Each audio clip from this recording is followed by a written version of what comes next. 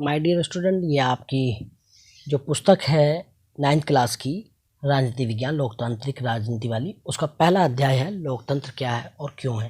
ये आपका mid term के सिलेबस के अंदर चैप्टर आएगा। तो इससे निम्नलिखित मुख्य बातें जो हैं, जो चैप्टर के अंदर की पॉइंट है, वो मैं आपको बताना चाहता हूँ। ठीक है, लोकतंत्र क्या है, क्यों है, इसको समझेंगे। सबसे पहला पॉइंट है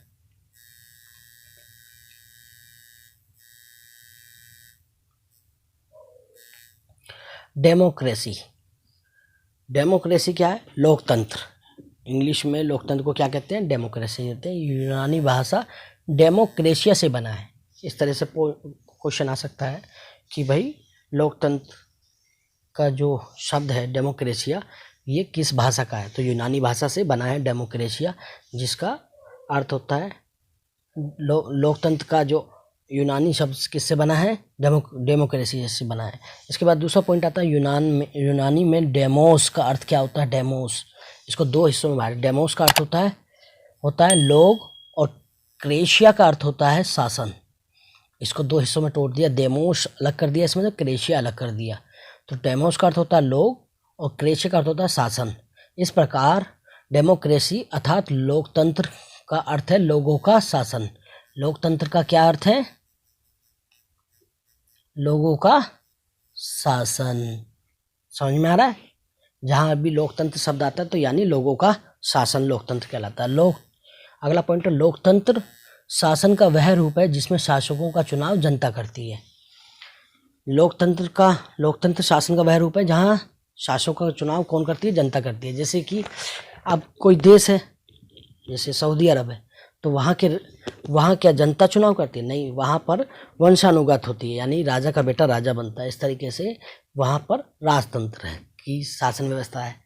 लेकिन लोकतंत्र के अंदर ऐसा नहीं है। कोई भी आम नागरिक चुनाव लड़कर देश का प्रधानमंत्री या मुख्यमंत्री बन सकता है, तो वह शासन क्या कहलाता है? लोकतंत्र कहलाता है।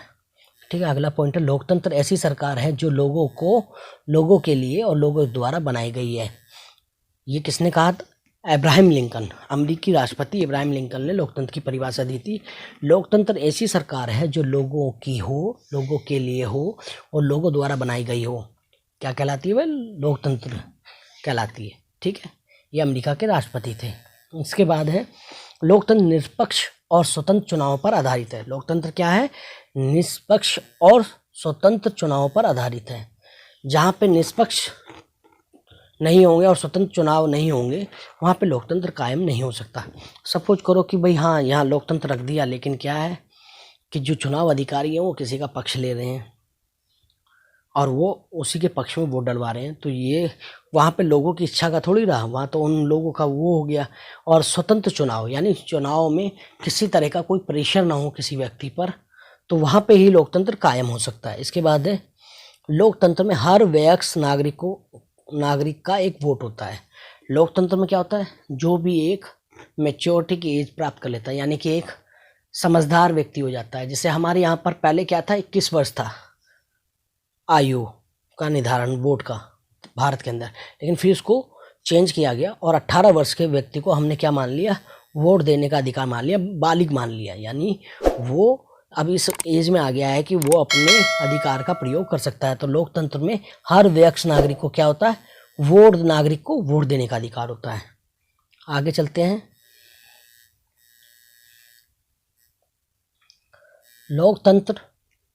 लोकतांत्रिक सरकार संवैधानिक कानूनों और नागरिक अधिकारों के आधार पर ही काम करती है।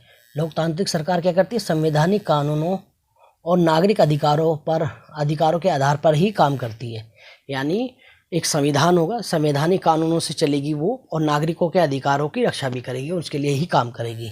इसके बाद है चीन की संसद को राष्ट्रीय जनसंसद कहा जाता है।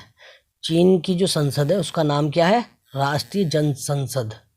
ठीक है, इस संसद को देश का राष्ट्रपति नियुक्त करने का हक है। इस देश को क्या है? राष्ट्रपति नियुक्त करने का हक है। तो ऐसे क्वेश्चन आ सकता है कि चीन की संसद का नाम क्या है? तो राष्ट्रीय जनसंसद भी कहा जाता है। फिर इसके बाद चुनाव लड़ने से पूर्व सभी उम्मीदवारों को चीनी कम्युनिस्ट दल से मंजूरी लेनी होती है। वहाँ पर चुनाव लड़ने से पहले क्या होता है? सभी को चीनी कम्युनिस्ट दल से वो लेनी होती है। क्या लेनी होती है? मंजूरी लेनी होती है। इसके बाद है मंजूरी लेनी होती है और सरकार सदैव कम्युनिस्ट पार्टी की ही बनती है। वहाँ पे पार्टी एक ही है, सरकार जो बनेगी सिर्फ एक ही पार्टी की बनेगी, ठीक है। सरकार जो है एक ही पार्टी की बनेगी। इसके बाद है पाकिस्तान में जनरल परवेज मुशर्रफ ने अक्टूबर 1999 में सैनिक तख्तापलट की। वर्तमान में यहाँ एक लोकतांत्रिक सरकार है। एक मिनट। पाकिस्तान में जनरल परवेज मुशर्रफ ने अक्टूबर 1999 में सैनिक तख्तापलट किया और वहाँ की जो वर्तमान की जो वो थी लोकतांत्रिक सरकार उसको हटा दिया और खुद शासन पे बैठ गया, ठीक है। इसको इस तरीके से समझ लेंगे। तो इन दोनों देशों के जो हमारे पड़ोसी देश हैं, इन दोनों चीज़ें आपने समझी। क्या भारत में ऐसा है कि एक ही पार्टी की सरकार है? यहाँ तो कभी आपकी कांग्रेस की सरकार बनती है, कभी बीजेपी की सरकार बनती है, कभी आम आदमी की सरकार बन जाती है। तो सरकार यहाँ पे किसी एक पार्टी की नहीं है। तो हम पूरी तरह लोकतांत्रिक देश हैं और हमारे यहाँ पर कभी सेना, कभी हमारे यहाँ पर क्या कहते हैं, सरकार का तख्तापलट नहीं कर सकती है। तो हम एक तरीके से दोनों देशों से बेहतर लोकतांत्रिक व्यवस्था हमारे देश के अंदर हैगी, ठीक है। अब अगली पॉइंट की तरफ चलते हैं। इसके बाद है यद्यपि लोकतांत्रिक प्रकार की शासन प्रणाली सर्वोत्तम भी नहीं कही जा सकती, फिर भी यह अन्य किसी शासन प्रणाली से बेहतर है।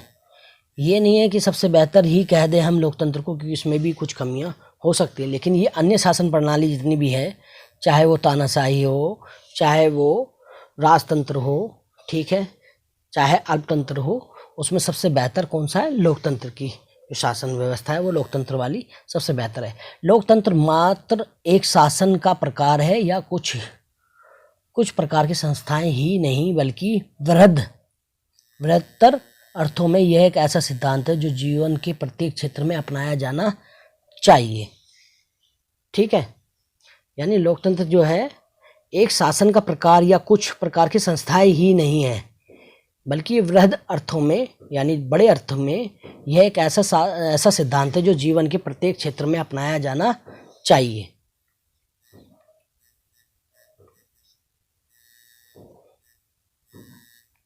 आगे चलते हैं। लोकतंत्र की मुख्य विशेषताएं।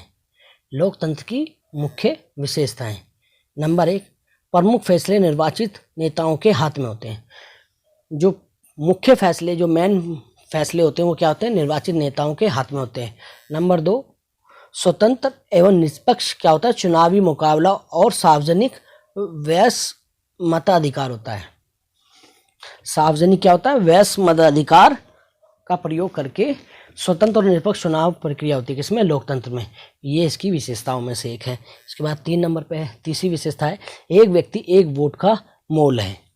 ये नहीं है कि कोई क्या कहते हैं, जैसे अमीर व्यक्ति है उसको 10 वोट अकेला वो डाल सकता है, उसकी वोट का 10 के बराबर मान रखा जाएगा, ऐसा नहीं है। और कोई गरीब है तो उसको वोट का अधिकार नहीं है, ऐसा भी नहीं है। हर व्यक्ति को एक वोट एक अधिकार है। यहाँ समानता का एहसास होता है कि कोई बिजनेसमैन भी वोटिंग की लाइन में खड़ा है और एक रिक्शे वाला भी वोटिंग की लाइन में खड़ा है, तो ये एक व्यक्ति एक वोट का इसमें प्रावधान होता है लोकतंत्र के अंदर। पॉइंट 4, कानून का राज और अधिकारों का आदर। इसके अंदर क्या है? लोकतंत्र के अंदर कानून का राज होता है और अधिकारों का आदर किया जाता है। मेरा अधिकार है कि मैं भी अपनी स्वतंत्रता का प्रयोग करूं, आज़ादी में देश की सरकार के खिलाफ बोलूं, लेकिन उसकी गलत नीतियों का हम वो आलोचना करें। साथ ही हमें ये भी ध्यान रखना है कि हम दूसरे के अधिकारों का हनन ना करें। तो लोकतंत्र के अंदर अधिकारों को सम्मान दिया जाता है, आदर दिया जाता है। 5वां पॉइंट जो है लोकतंत्र के पक्ष में है, वो शासन में भागीदारी का सबका समान अवसर है। यह समानता पर लोकतंत्र के अंदर बहुत काम किया गया है, सबको समान माना गया है। तो शासन में भागीदारी का सबका समान अवसर है, यानी कोई भी चुनाव लड़ सकता है, कोई भी शासन में भागीदारी निभा सकता है, ठीक है। ये तो थी लोकतंत्र की मुख्य विशेषताएं। अब है लोकतांत्रिक सरकार की मुख्य विशेषताएं कि लोकतांत्रिक सरकार की क्या क्या विशेषताएं होती हैं। नंबर 1, नागरिकों को भाषण देने व विचार व्यक्त करने की पूर्ण स्वतंत्रता है। जहाँ भी लोकतांत्रिक सरकार होगी उसकी मुख्य है कि सरकार के खिलाफ आप जो आपको लगता है कि ये जनता के खिलाफ कोई काम सरकार कर रही है उसकी आलोचना करने का पूरा अधिकार है, उसके खिलाफ धरना प्रदर्शन करने का पूरा अधिकार होता है लोकतांत्रिक के अंदर, ये उसकी विशेषता है। इसके बाद है स्वतंत्र एवं निष्पक्ष रूप से चुनाव कराने की व्यवस्था और सार्वजनिक सार्वभौमिक और वयस्क मताधिकार, यानी सबको जो 18 साल की एज प्राप्त कर गए जैसे हमारे देश के अंदर है तो मताधिकार, उसको वोट का अधिकार प्राप्त होता है। वो अपनी सरकार को और अपने प्रतिनिधि को चुन सकता है, राजनीतिक प्रतिनिधि को। इसके बाद है राजनीतिक दलों को स्वतंत्र रूप से काम करने की आज्ञा होती है।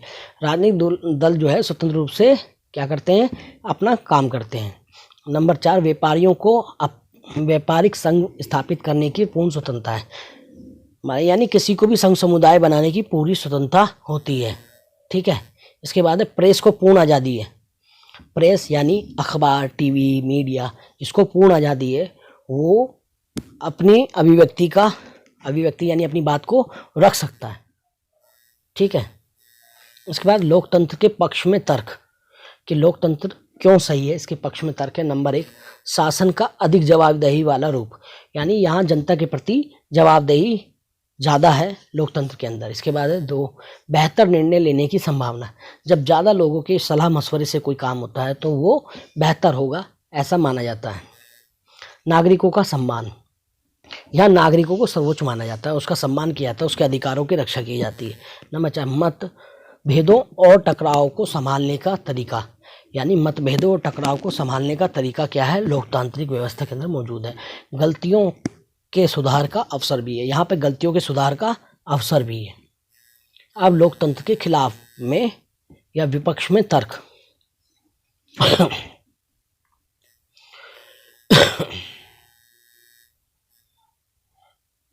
नंबर 1, बार बार नेता बदलने के कारण अस्थिरता की संभावना, जैसे कि गठबंधन वाली सरकार आ जाती है तो बार बार सरकार गिरा देते हैं, उससे नेता बदलता रहता है, या फिर आज वो नेता है, आज मुख्यमंत्री तो कोई और है, कल कोई और है, इससे भी दिक्कतें आती हैं। तो क्या होती है,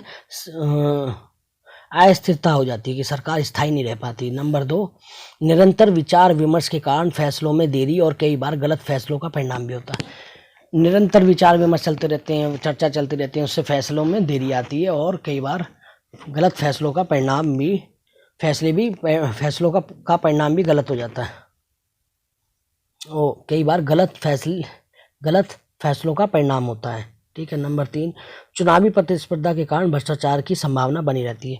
चुनावी प्रतिस्पर्धा के कारण भ्रष्टाचार की संभावना बनी रहती है, ये भी एक तरीके से देखा जाए तो ऐसा भी संभव है, क्योंकि जब ज़्यादा लोग चुनाव में लड़ते हैं उसमें तो भ्रष्टाचार होने की संभावना बढ़ जाती है।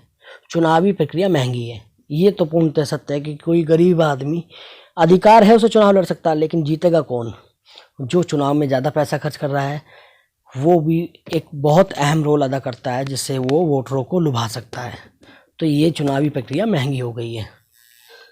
इसके बाद है सामान्य लोगों को सरकार चुनने का फैसला लेने में कठिनाई होती है। सामान्य लोगों को सरकार चुनने का फैसला लेने में क्या होती है, कठिनाई होती है। अशिक्षित लोग हैं वो कैसे चुन लेंगे सही लोग, तो उनको दिक्कतें आती हैं, उनको पता नहीं चल पाता कि कौन हमारे लिए सही है कौन गलत है, तो इसमें भी कठिनाइयाँ आ जाती हैं। ये इसके विपक्ष में तर्क है। और यहाँ से ये चैप्टर कंप्लीट हो गया। इसके मुख्य बिंदु इस तरीके से सभी इसको तैयारी करें, इस वीडियो को देखें, शेयर करें, लाइक करें। आपके मिड टर्म के लिए all the best 9th class के सभी स्टूडेंट।